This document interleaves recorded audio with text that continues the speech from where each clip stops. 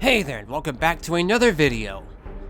This is actually going to be a completely different video type for a change, as I wanted to announce the release of the Revenge of the Fallen Autobot AI models. Ripped via Ninja Ripper, this collection of models contains all assets pertaining to the RTF Autobot AI characters. All models come fully rigged with all their in-game assets, including robot mode, vehicle mode, their weapons, and have even received a few fixes to some of the issues you would encounter in-game. For those who may be unaware, the ROTF models are the most difficult of the TF game models to get your hands on. The reason for that being that the main method to rip them, Ninja Ripper, rips the entire model into pieces, which are usually split into separate bones and materials, requiring you to manually assemble the entire model together yourself like a jigsaw puzzle. Now thanks to Ninja Ripper 2 and the dev build, you can actually rip the entire mesh from the game fully assembled. However, models ripped from this method tend to have various normal issues, making them an a lot less ideal choice to use for anything really. Fortunately though, I was able to use them as a template to assemble my own take on the models, making them about as accurate to the real thing as you can get. But enough of all that background info, let's get on to what all is included here. First, we have the Omnibot Scout, who comes with textures for both the blue and the red-white decos. He also includes his appropriate handgun, which had a couple normal issues on several parts, but fortunately I was able to find some spares that were the exact same part and thankfully had no normal anomalies. He then has his knockoff Trans Am alt mode, which has had its parts more uniformly placed together so that they are a lot less gappy than what you see in game. Next, we have the Omnibot Warrior. No noticeable issues to mention for robot mode. The alt mode, however, had a few slight normal anomalies on the rear window louvers that I mentioned in my AI video, as well as some on the underside of the vehicle. Both of these instances have been remedied and now better fit the overall flow of the vehicle. Proceeding on to the Protectobots, we have the Protectobot Scout, who has had the duplicated vertices on his blue siren removed, as well as had some inverted normals fixed on one of his thumbs. He comes with both his primary SMG weapon, as well as his missile weapon, and of course, he has his knockoff Dodge Charger car that, as far as I recall, had no noteworthy bugs that needed to be repaired.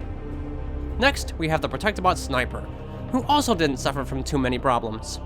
The robot mode does still have a few UV issues, but those come standard with the model, so there's not much I can do with those currently.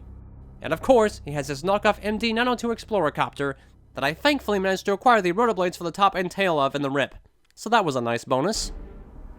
Then, we have the Protectobot Warrior, who has received the most fixes of anyone else in this pack. His fingers now move more tightly than the actual game model. His floating shoulder piece now moves appropriately with his actual arm instead of his shoulders. His hip armor is now rigged to move with the actual hips instead of the chest, and includes all his in-game text decals, including the absent chest one. He also comes with his primary machine gun, and his secondary flamethrower, and of course, his knockoff Bearcat truck, that I don't think had too many noteworthy fixes either.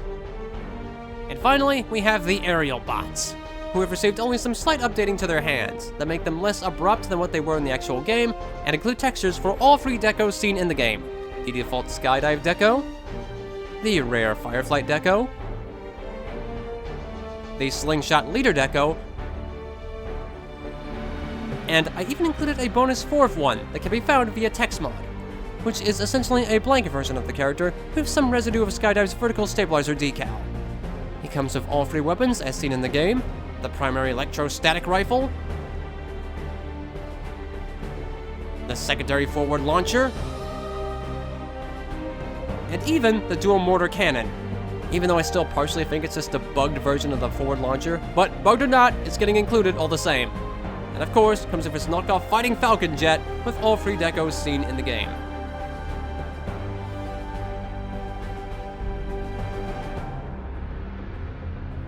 All models come in FBX format, and have specific material sections that follow what you would see in-game.